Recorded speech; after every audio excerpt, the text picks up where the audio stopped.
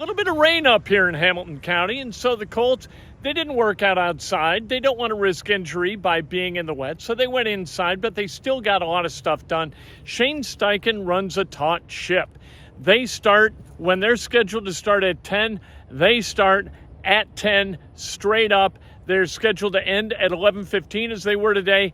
They end at 11:15 straight up. That's the way this thing works. I think the players really appreciate this level of organization where you can get your work done without taking a whole bunch of time. Steichen, he mentions in the audio to follow, he talks about Jonathan Taylor, his expectations about Jonathan Taylor, Anthony Richardson, how he's continuing to progress, Shaq Leonard, what it's like to have him back out on the field, and he talks about when they're going to go full pads first. And I'll go ahead and tell you, it's going to be Monday.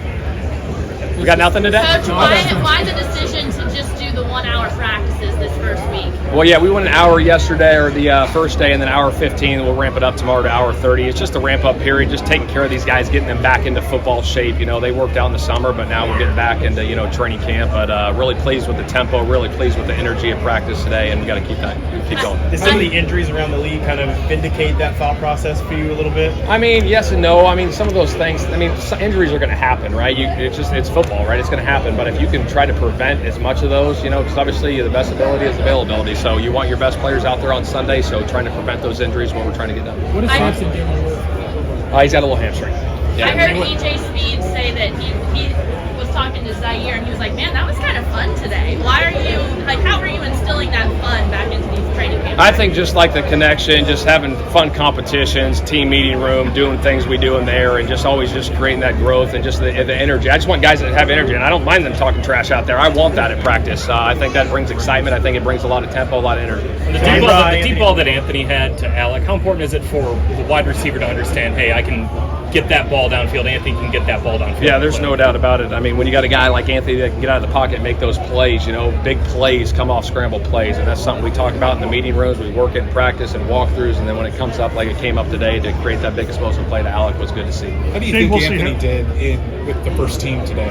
I thought he did a really nice job. The thing that we were looking for, obviously he was stacking the days in spring, and then you get that time off in the summertime. We didn't want him to take a step back, and I don't think he has done that at all. I think he's continued to improve and grow, and we got to keep doing that. Shane, we'll see what happens with the JT thing. But what have the other running backs shown you? I'm really pleased with Zach and those guys, and Evan and Dion. And Xavier. All those guys are coming together. They're all doing a really nice job. So you just have to treat it sort of like an injury. He's not here, so you move on.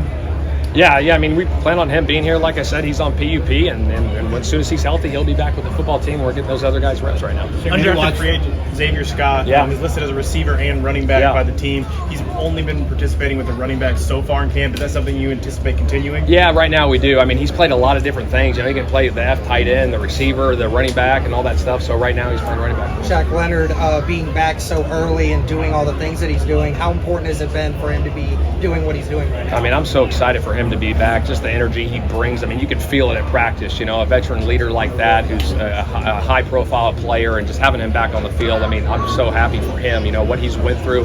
I remember walking through in the spring. He was in there at 5 a.m. grinding, getting his body right every single day.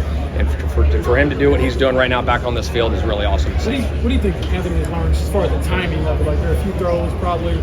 Yeah, I think with anything, those full speed reps, just like the little summits in the pocket, like one today, we had a pressure off the edge and he sped up his forward, we had it picked up, and it was, and he just barely missed the throw, but it's like little things like that, like, hey, we're picked up, boom, we're good on that, we'll just be a little easier to throw right there, we'll be good. How can going against Kenny Moore help a rookie like Josh Downs? When you got an elite player like Kenny Moore, it obviously helps. When iron sharpens iron, right? When you got good on good, it's all going to make us better, right? So when the games come on Sunday, it's all going to help us, and Kenny's a tremendous player.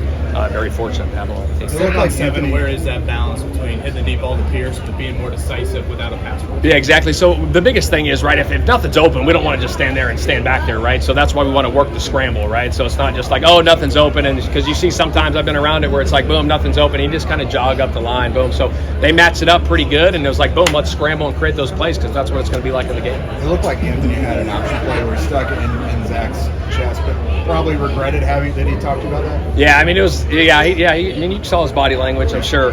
Those those are going to happen. I mean, when you have, you know, certain plays where the quarterback's got to make a decision, is he going to be right on every single play? No. If you're doing some of those things offensively, you got to make a decision, and you got to live with some of those. Shane, will you go full pads tomorrow night, or is that No, we're going to go Monday.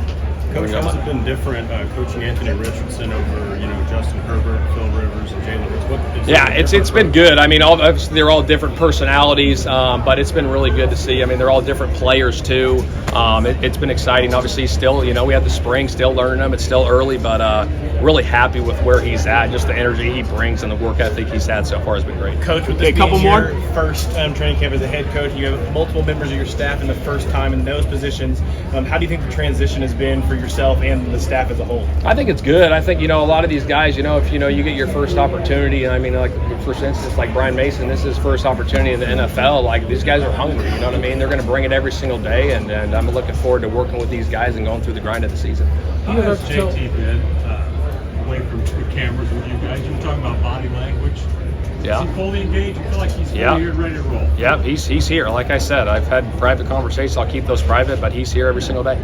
Cam Turner last one here. Anthony Richardson always texts him a bunch of questions, asks him a bunch of questions. Is he the same way with you, like, you know, in person, text messages, whatever? Yeah, we had a lot of conversations over the summer, you know, ongoing, just checking in with them, all those different things. But when you do that and you ask those type of questions, like that's like, hey, I want to get better. I want to be a great player, and if he continues to do that, you know, see what happens. All right, thanks, guys. That's Shane Steichen, and Shane Steichen seems happy. Now, coaches tend to be happy before they lose games. Until they lose games, there's a lot of smiling going on. You see yourself competing against each other, your own team, and you see nothing but success, right? Ways to get better. That's what the Colts are focused on right now. Not necessarily September 10th. We'll see what happens September 10th. The big test for Shane Steichen is going to be how he deals with defeat as a head coach for the first time. That day's coming. The Colts are not going to go undefeated this season. Hopefully, though, they can get the W in that opener on September 10th.